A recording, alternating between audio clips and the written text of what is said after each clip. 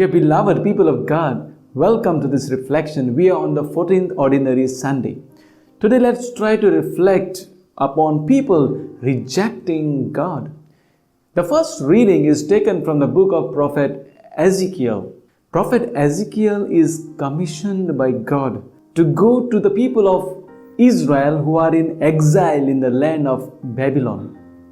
But this mission is not so easy because the audience is tough. The people of Israel are described as rebellious people. A nickname for the people of Israel is rebel community. The term for rebelling comes from a Hebrew word marad, which is derived from a political act, that is, refusal of the subjects to give loyalty to their king. The subjects simply do not want to obey the commands and statutes of their king. Now, in the case of the people of Israel in exile, they show their rebellion externally by being hard-faced and stiff-necked people. Internally, they are strong-willed in their opposition to God. So, rebellious people stand in opposition to God. And now, Prophet Ezekiel is sent to this kind of people. Do you think that the mission is going to be easy for Ezekiel? He is not even given assurance of God's support as Prophet Jeremiah was given at the time of his commissioning. But we are told that Ezekiel had an encounter with God.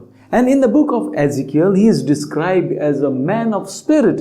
He is often gripped by the Spirit of God throughout his mission. Prophet Ezekiel accepts the challenge and begins his mission in the land of captivity in Babylon with a strong tone of judgment. But later, he mellows down because they receive the news that Jerusalem, their holy city, has been destroyed and their temple completely razed down. He then changes his tone to give hope of restoration in the remaining part of his book. Now in the gospel passage we see Jesus, the greatest prophet, is being rejected by his own people.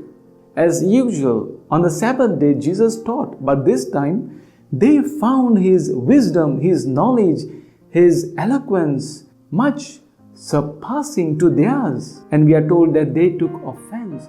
At first, they were overwhelmed, which means a positive surprise. But then immediately, they began to raise some rhetorical questions pointing to his background. These questions point to their wish to insult him and reject him.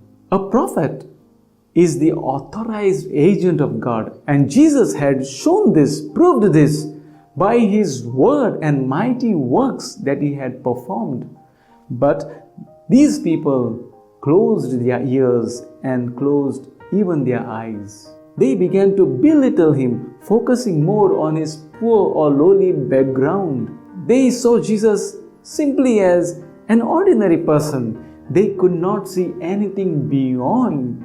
They failed to see Jesus as someone who is extraordinary, someone who has divine powers. We can see beyond only when we have strong faith, and people lacked that.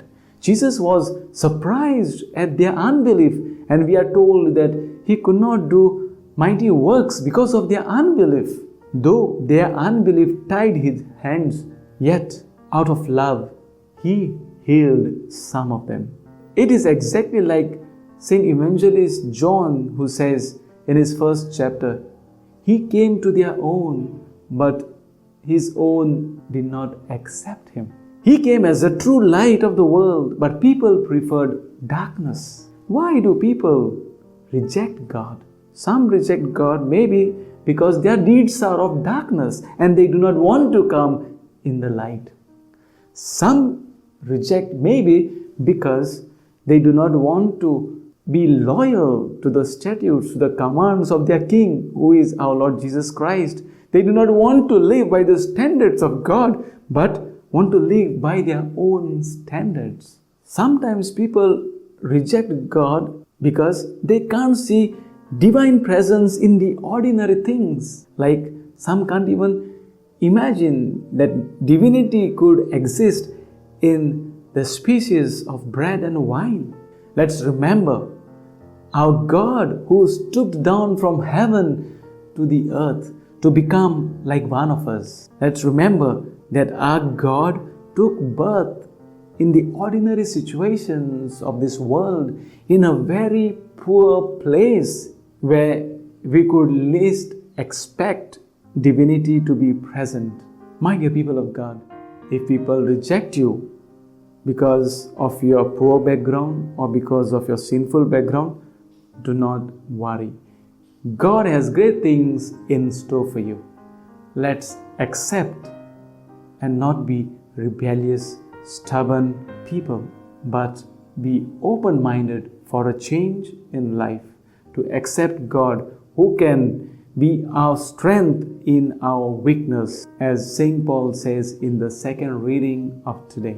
Yes, God's grace is sufficient for us. Let's accept, let's be open for this grace. God bless all of you.